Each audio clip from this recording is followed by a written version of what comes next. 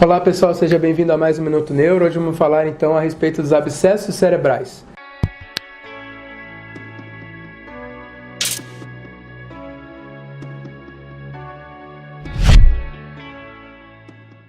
O que são os abscessos cerebrais?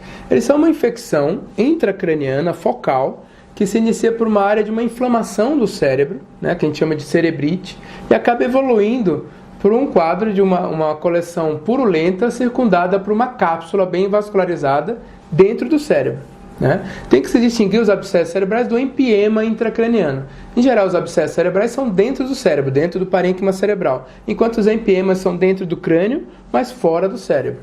E qual seria a causa, então, do abscesso cerebral?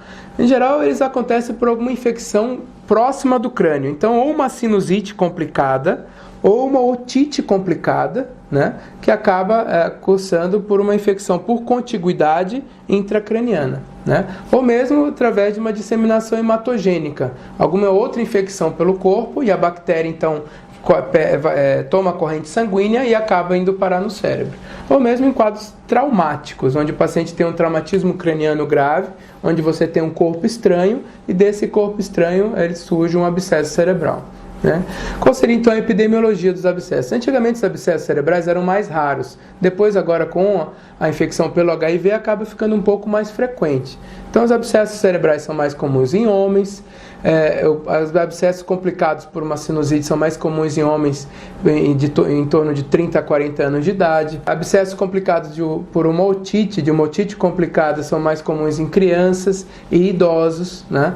Eles podem ocorrer também como complicação pós-operatória de alguma neurocirurgia, até 0,5% dos casos pode acontecer, né? E existem alguns fatores de risco para o abscesso. Então a infecção pelo HIV, uso de quimioterapia prévia, imunossupressão em paciente pós-transplante de órgãos ou uso prolongado de corticoides. Qual seria então a causa? A grande maioria dos abscessos cerebrais é causada por uma bactéria, né? Em geral, ou um Streptococcus ou um Staphylococcus, tá? Qual seria a clínica então do abscesso cerebral? Você tem uma tríade clássica, pacientes que fazem febre, algum déficit neurológico focal, ou desvio de rima labial, uma fraqueza do braço, de uma perna, e associados a muita dor de cabeça. Uma dor de cabeça muito incapacitante, uma dor de cabeça forte, acaba sendo o sintoma mais frequente do abscesso cerebral. Outros sintomas podem incluir desde sonolência, crise convulsiva, náusea, vômito e rigidez da nuca também pode acontecer. O diagnóstico então do abscesso cerebral é feito através de exame de ressonância magnética, onde você vê uma lesão arredondada com uma captação de contraste na periferia, uma lesão em alvo que a gente chama, por conta da cápsula do abscesso captar o contraste. E como você se diferencia um abscesso cerebral de um tumor intracraniano, de um tumor cerebral? Em geral tem uma sequência que a gente chama sequência de difusão, onde você vê restrição a difusão no abscesso cerebral. Então, se o conteúdo daquela lesão ela tem restrição à difusão, isso sugere muito mais um abscesso cerebral do que um tumor cerebral. E como é feito o tratamento? O tratamento é feito através de antibiótico de amplo espectro, muitas vezes 2 ou 3 antibióticos de amplo espectro.